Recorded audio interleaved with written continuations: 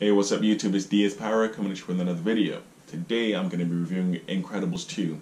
Now I actually saw this movie about a month ago, roughly around mid-June. Luckily I managed to escape the issues with the World Cup because I just don't care about football. I really don't.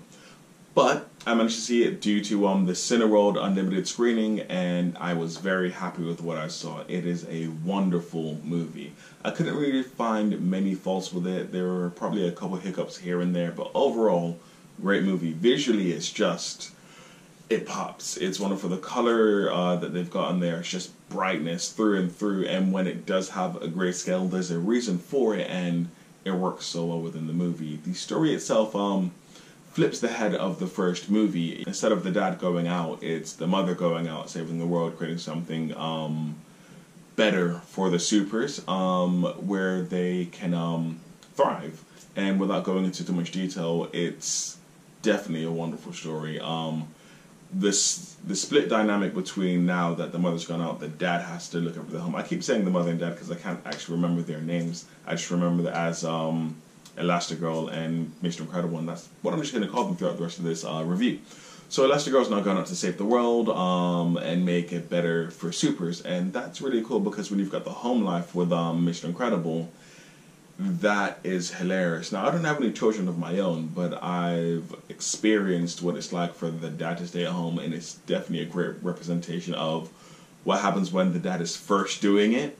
And there are some hilarious scenes that involve Jack and just general schoolwork with parents, dads, and all that kind of jazz. And that's amazing. I really enjoy how they made this movie really down to earth, but it's still wacky and crazy because it's about supers and superheroes.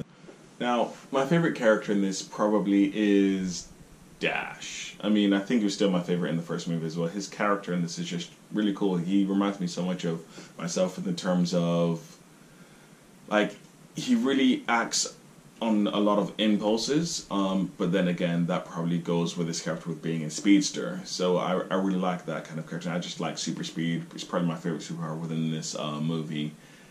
The children themselves, I feel, shine a lot more than they did in the first one. They have a lot more of an impact on the movie rather than kind of being secondary characters. In this movie, I think it's the family that are the main character as opposed to the first one where it was Mr. and Mrs. Incredible. Well, more so Mr. Incredible, then Mrs., and then the children when they get to the end of the movie and they manage to break away and save the family. And I think that's really cool how they managed to bring them to the foreground of this movie. As for the villain, I think we've grown into this age now, or we're growing into this age of, is a villain really a villain? I mean, with a lot of the movies, we had Black Panther, who has a very relatable villain. And in this movie, it's definitely relatable. I mean, the reasons behind the villainy are, I wouldn't say they are generic, but I feel we have seen the reason before, but there's only so much you can do with a backstory, really and truly.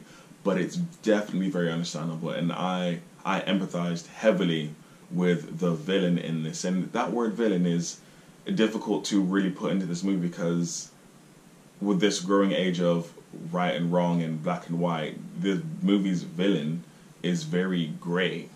And I think it's really good. We've grown into that age of you can side with the villain and no one's going to be upset with you because you understand where they're coming from.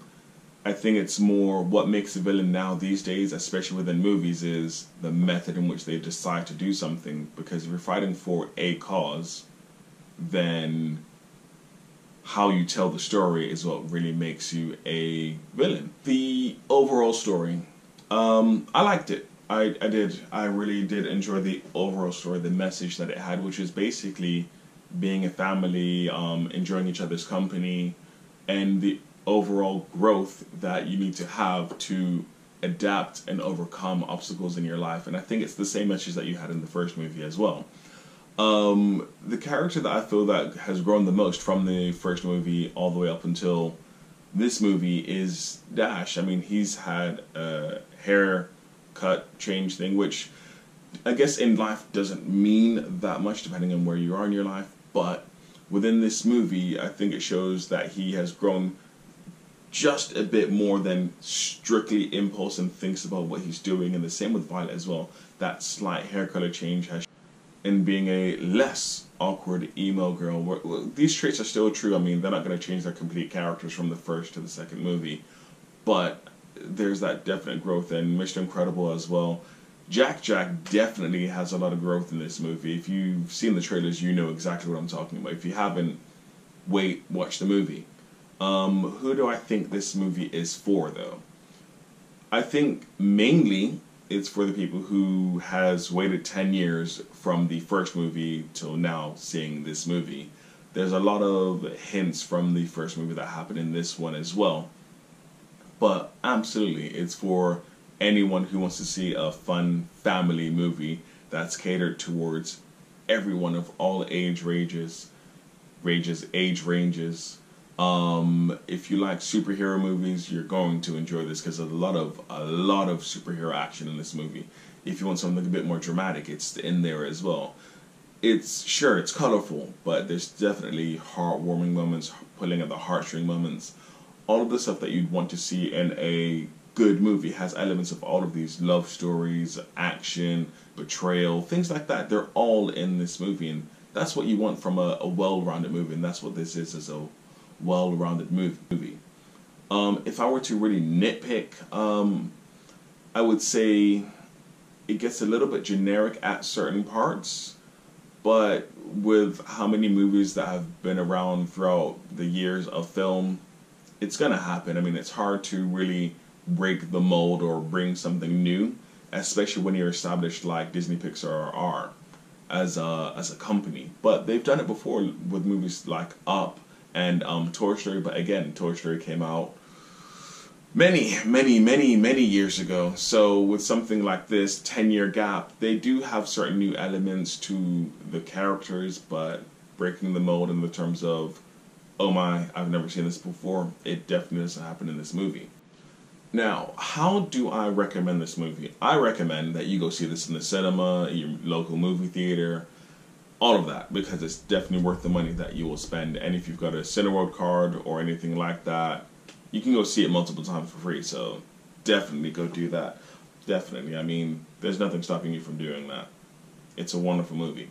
So with that being said, this review is coming to an end. Guys, if you could leave a like, that'd be amazing. I like when people like my stuff. I prefer if you did dislike it. Even if you didn't dislike it, I mean, a comment in the section below would be amazing to say why you didn't like it, but also why you did like this review. And what do you actually think about the movie itself? What movies are you going to be seeing this summer blockbuster time? And if you could, you know, hit that subscribe button, you know, the one that's at the bottom area of the video, probably somewhere around here, maybe somewhere around here. Depends on what you're on. Also, hit that notification bell. That'd be pretty cool. So you can know when I'm releasing videos. I do them weekly. But if you subscribe and hit the notification, it really shows your support. So that'd be cool. I'd like that. I still don't have a sign off, so peace.